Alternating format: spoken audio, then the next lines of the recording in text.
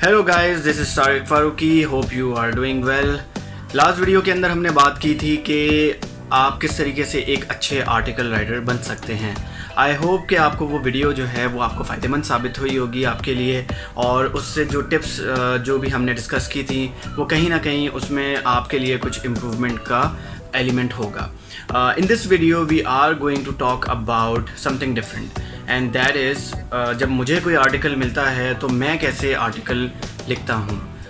ठीक है ना, क्योंकि I have been writing articles, तो आई थॉट के मे बी शायद इसमें कुछ आपके लिए भी सीखने के लिए हो। So I am going to share my mode of working कि मैं किस तरीके से आर्टिकल लिख रहा होता हूँ। सबसे पहले तो ये कि जो भी टॉपिक है, किसी भी टॉपिक के ऊपर अगर आप लिख रहे हैं तो सबसे पहले आपको उस टॉपिक के बारे में नो हाउ होना ज़रूरी है। Since my job is something that I also right on random topics, even on those topics about which I do not even have any idea, तो वो फिर मेरे लिए बड़ा मुश्किल हो जाता है उन चीज़ों के ऊपर लिखना, और रिसर्च भी काफ़ी ज़्यादा करनी पड़ती है बिकॉज उस चीज़ के बारे में कुछ मालूम नहीं होता। तो जो एक्सपीरियंस रहा है जितना भी, उसके हिसाब से मैंने ये पाया है कि आपको अगर किसी टॉपिक के बारे में बिल्कुल भी आइडिया नहीं है, सो it is a good idea कि आप कुछ यूट्यूब वीडियोज़ उस टॉपिक के ऊपर आप देखें। फॉर एग्ज़ाम्पल मैं आपको एक आर्टिकल की एग्जाम्पल से ही समझाना चाहूँगा। जैसे कि एक टॉपिक मुझे मिला है, वो है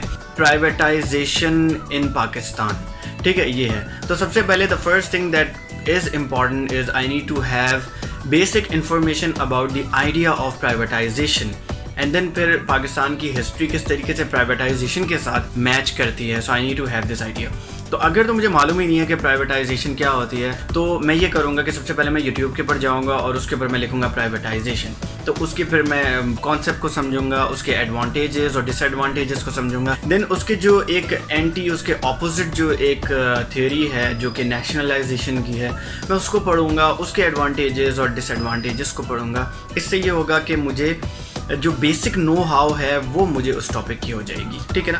तो बेसिक नो हाउ होने के बाद फिर आपने अपनी रिसर्च स्टार्ट करनी है। ये शुरू में वीडियोस देखना इस वजह से ज़रूरी है क्योंकि मुझे लगता है कि इंसान पढ़ने से ज़्यादा देखने, जो विजुअल मेमोरी होती है वो ज़्यादा कारआमद होती है when it comes to learn something. ठीक है, तो इस वजह से आप कुछ वीडियोस देखें, ये आपका काफ़ी हद तक कॉन्सेप्ट ठीक करेंगे। The second thing that I do a lot of research. उसके अंदर रिसर्च आर्टिकल्स पढ़ना। रिसर्च आर्टिकल के लिए जैसे हमने लास्ट वीडियो में बात की थी, Google scholar is the best source. आप गूगल स्कॉलर पे जाएं, उसके ऊपर जाके मैं लिखूंगा प्राइवेटाइजेशन इन पाकिस्तान। मेरे पास बहुत सारे आर्टिकल्स निकल आएंगे। बहुत सारे आर्टिकल्स होंगे जो कि नहीं खुलेंगे क्योंकि वो पेड वर्जन होगा, और बहुत सारे आर्टिकल्स होंगे जो कि अनपेड वर्जन होगा, and I can read those article, I can download those articles, और उससे मुझे बहुत सारी इन्फॉर्मेशन मुझे मिल जाएगी। Second thing that I can do is Google के ऊपर जाकर मैं वैसी प्राइवेटाइजेशन के आर्टिकल्स में ढूंढ सकता हूँ, डिफरेंट न्यूज़ स्टोरी एक बहुत इंपॉर्टेंट सोर्स मेरे लिए साबित हो सकता है इस चीज़ के अंदर। तो न्यूज़ स्टोरीज़ पढ़ सकता हूँ और रैंडम आर्टिकल्स में पढ़ सकता हूँ। ये आर्टिकल्स पढ़ने के साथ साथ मैं क्या करूँगा, मैं कोई 5 या 6 ऐसे आर्टिकल्स या रिसर्च पेपर्स निकालूंगा जो मुझे लगता है यार ये जो है ना, they are hitting the bull's eye, ये सबसे ज़्यादा अच्छे लग रहे हैं ये आर्टिकल्स, और सबसे ज़्यादा मेरे टॉपिक से जो है मैच कर रहे हैं। और बहुत सारी चीज़ें ऐसी होती हैं जब आप पढ़ते हैं तो वो चीज़ें आपको समझ में नहीं आ रही होती। हो सकता है वो आर्टिकल बहुत अच्छा लिखा हो, लेकिन वो अगर आपको नहीं समझ में आ रहा, so it is not of any use to you. तो कुछ ना कुछ ऐसा, कोई ना कोई आर्टिकल, कोई ना कोई राइटर का स्टाइल ऐसा होगा जो आपको बहुत अच्छा समझ में आएगा। तो ऐसे कोई 5 या 6 आप आर्टिकल्स आप निकाल लीजिए। उनके अंदर से फिर मैंने ये करना है कि फिर मैं उनके अंदर से मैं नोट्स बनाना शुरू करूँगा।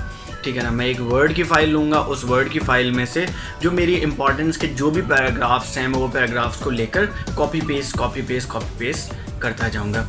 इस तरह से ये होगा कि जब मैंने काफ़ी सारे आर्टिकल से मुख्तलिफ़ चीज़ें कॉपी पेस्ट मैंने कर दी, तो at the end of this exercise I will be having let's say 2000 words. अच्छा, मुझे आर्टिकल लिखना है 1000 वर्ड्स का, so keep this in mind कि अगर आपने 1000 वर्ड्स का आर्टिकल लिखना है तो जो आपके नोट्स बन रहे हों, जो आपने डाटा कलेक्ट किया है वो उसका डबल हो, क्योंकि आपने एट दी एंड आपने उस डाटा में से बहुत सारी चीज़ें निकाल देनी होंगी।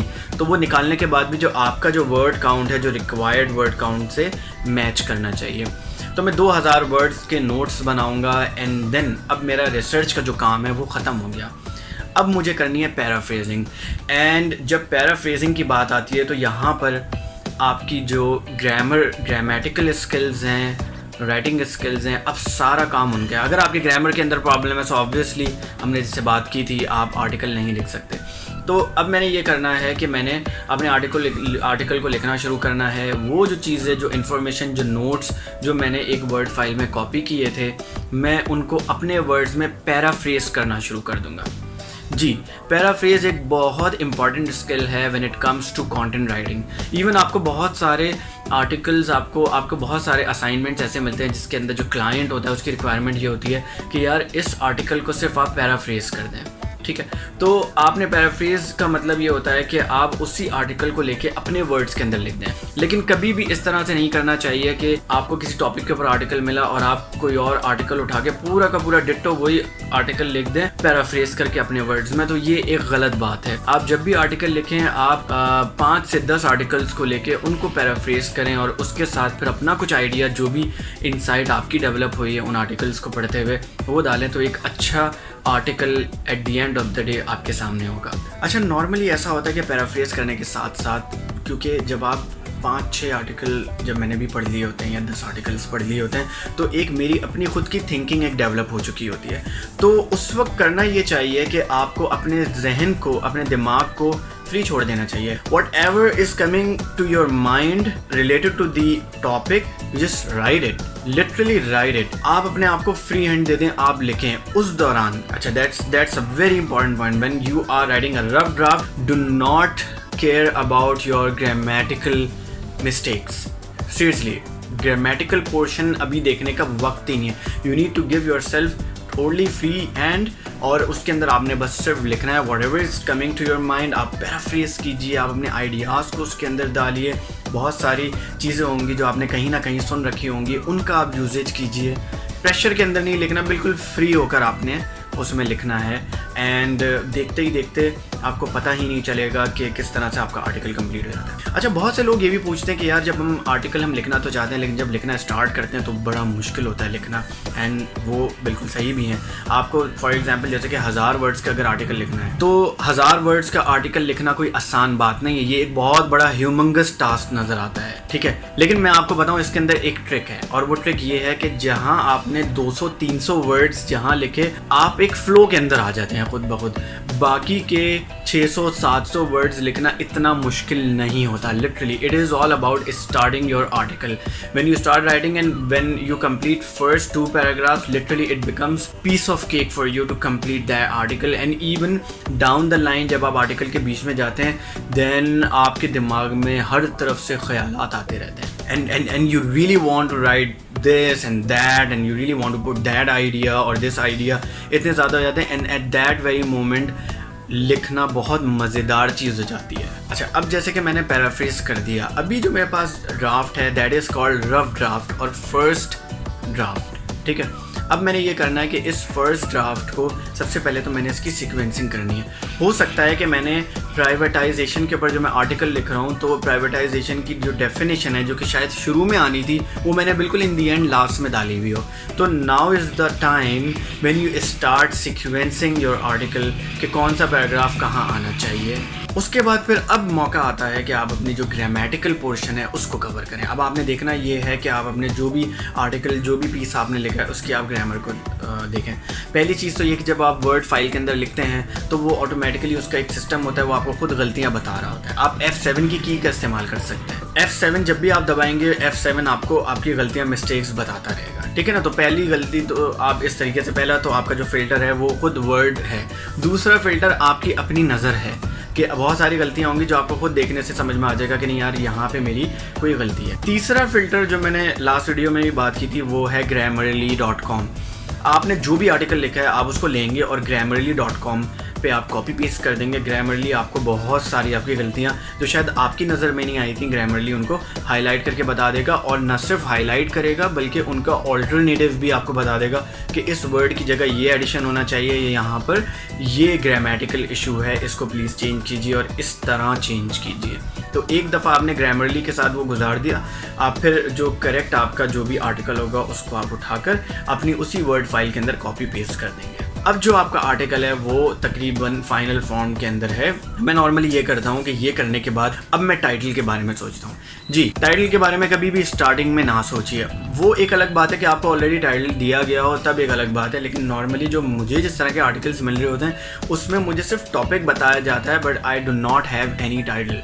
तो जब मैं पूरा आर्टिकल लिख लेता हूँ तो फिर मैं पहले अपने आर्टिकल को पढ़ता हूँ, तो मुझे समझ में आ रहा होता है कि अच्छा इसका ये ज़्यादा सजेस्टेड टाइटल है, वो इसका ये होना चाहिए। लेकिन अगर फिर भी आपको समझ में ना आए तो आप क्या करें, आप इंटरनेट के ऊपर रिसर्च करें, आप उस टॉपिक के ऊपर मुख्तलिफ आर्टिकल्स को देखें और उनके टॉपिक्स देखें।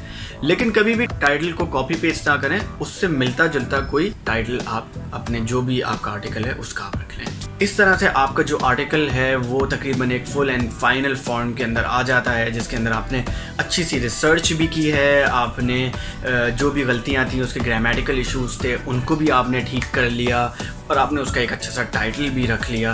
ये सारी चीज़ें आपने कर ली। मेक श्योर कीजिए कि आपके आर्टिकल में कोई भी ग्रामेटिकल इशू नहीं होना चाहिए, वरना वो बहुत बुरा इम्प्रेशन छोड़ता है, चाहे आपका आइडिया कितना ही अच्छा क्यों ना हो।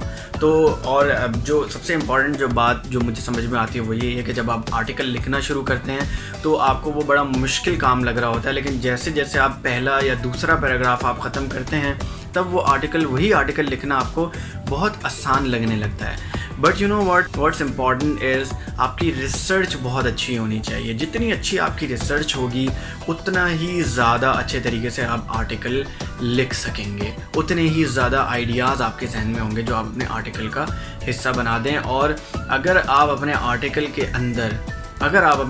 के अंदर दो चीज़ों का इजाफा कर दें तो फिर तो बात ही कुछ और हो जाएगी। पहली चीज़, आप अपने आर्टिकल के अंदर इडियम्स को डालिए। इडियम्स, मैंने लास्ट टाइम भी इडियम्स का जिक्र किया था, जैसे the ball is in your court और द ब्लेसिंग इन डिसगाइज, या फिर एक और इडियम है burning the midnight oil.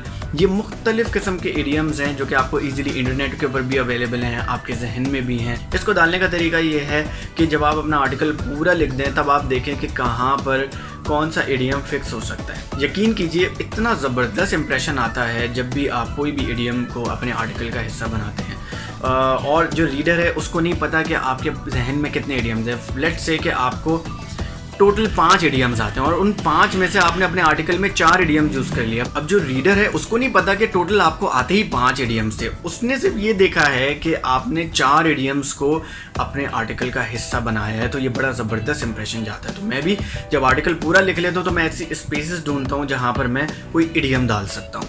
Second चीज़ जो बहुत ज़्यादा इंपॉर्टेंट है जो आपको करनी चाहिए अपने आर्टिकल के साथ, वो ये कि आप कोशिश कीजिए इन दी एंड या कहीं पे भी बीच में, वैसे तो ज़्यादा बेहतर होता है कि इन दी एंड आप अपना ओपिनियन ज़रूर शामिल कीजिए। प्राइवेटाइजेशन के बारे में अगर आप आर्टिकल लिख रहे हैं तो आपका एक ओपिनियन बनेगा कि प्राइवेटाइजेशन अच्छा है या बुरा है पाकिस्तान के लिए, जो भी है व्हाटएवर इट इज़, या फिर कोई रिकमेंडेशन आप अपनी तरफ से ज़रूर शामिल कीजिए।